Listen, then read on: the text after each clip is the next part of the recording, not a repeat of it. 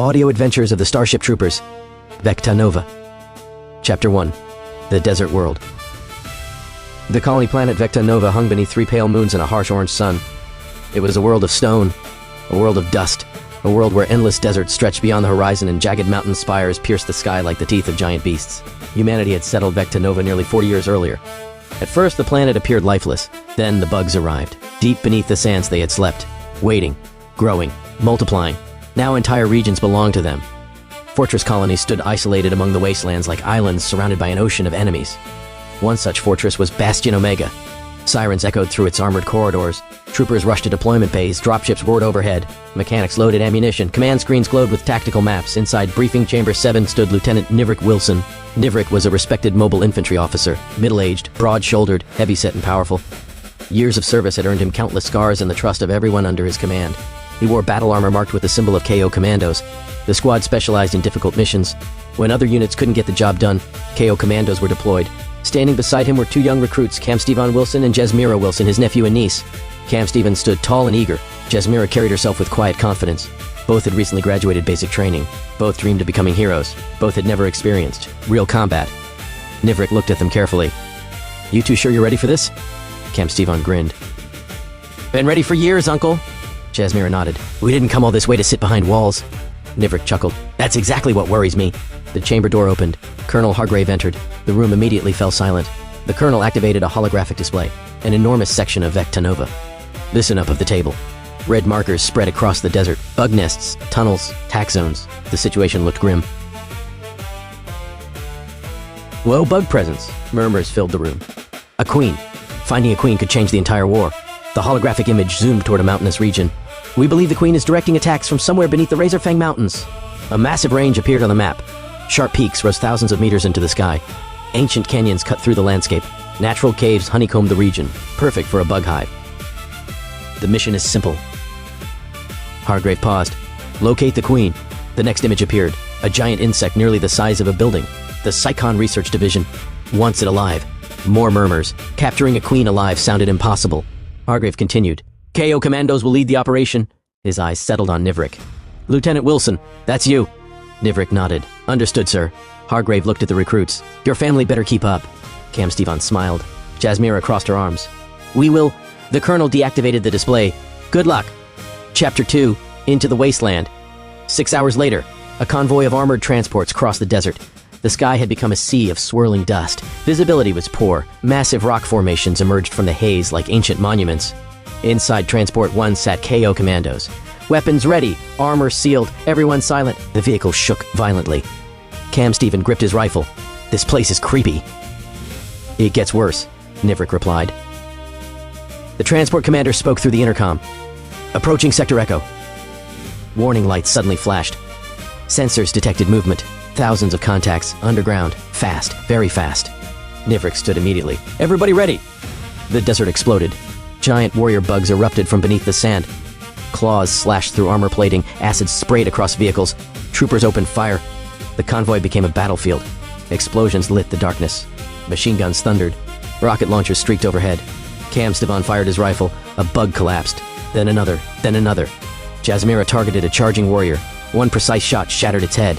Nivrik smiled. "Not bad." The ground shook. A larger shape emerged. A tanker bug. Its enormous body towered above the convoy. It opened its jaws. A stream of superheated plasma blasted toward the humans. The first transport vanished in fire. Nivrik immediately grabbed a rocket launcher. "Cover me!" He stepped onto the roof hatch. The desert wind howled around him. The tanker charged. Nivrik fired. The rocket struck directly inside its mouth. A massive explosion followed. The creature collapsed. Cheers erupted over the communication network. But the battle was far from over. More bugs emerged. Thousands more. The convoy pushed forward, fighting every kilometer, every meter, every breath, toward the Razorfang Mountains. Chapter 3. Fortress Ironhold. After 2 days of relentless combat, the survivors reached Fortress Ironhold. The fortress sat atop a rocky plateau, overlooking endless desert. Its massive walls were covered with defensive cannons. Bug corpses surrounded its perimeter, evidence of constant siege. Governor Pierce greeted the commandos. His face looked exhausted. "The queen is definitely nearby." Nivrik frowned. "How do you know?" Pierce led them toward an observation deck. Far below, in the valley, millions of bugs moved like a living ocean. An impossible number. Cam Steven stared. "That's insane." Pierce nodded. They aren't acting normally. Meaning, they're gathering. Jasmira looked concerned. For what? Pierce answered quietly. Orders. Everyone understood. Only a queen could coordinate such activity. Nivrik activated his tactical display. Then we're getting close. Very close. Chapter 4. Beneath Razorfang. 3 days later, KO commandos entered the mountains. The terrain became increasingly dangerous. Narrow passes, vertical cliffs, hidden tunnels. Perfect bug territory. Then they found it. The entrance. A gigantic cavern, hidden behind a canyon wall. Sensors went wild. Biological activity filled every screen. Nivrik took a deep breath. This is it. The team descended into darkness, miles below the surface. The hive expanded in every direction. Organic tunnels twisted endlessly. Egg chambers stretched across enormous caverns. The bugs had built an underground empire. Suddenly, screams echoed ahead. A patrol had been ambushed. Nivrik ordered an assault. The hive erupted into chaos. Troopers fought room by room, tunnel by tunnel. Every step cost lives. Yet they continued deeper, toward the source, toward the Queen. The Queen. Hours later, they reached the royal chamber. Everyone stopped. Speechless, the Queen was enormous. Larger than any creature they had ever seen, its body filled an entire cavern. Towering legs supported a mountain of armored flesh. Glowing eyes watched the intruders. Thousands of elite guards surrounded her. Cam Stivan whispered, "How are we supposed to capture that?" Nivrik smiled grimly. One step at a time, the battle began. The largest engagement in VekTa Nova's history. Explosions shook the hive. Elite bugs charged. Troopers held formation. Jasmira directed suppressive fire. Cam Stivan coordinated heavy weapons teams. Nivrik personally led the advance. The Queen shrieked. The sound echoed throughout the planet. Every bug on VekTa Nova responded. The entire hive came alive. But humanity refused to retreat. For 12 straight hours, the fighting continued. Finally, the research containment device was activated. Energy beams surrounded the Queen. The creature struggled, roared, thrashed, but the trap held. Slowly, the Queen collapsed. Silence filled the chamber. The impossible had happened. They had captured her alive. Epilogue safely on months later.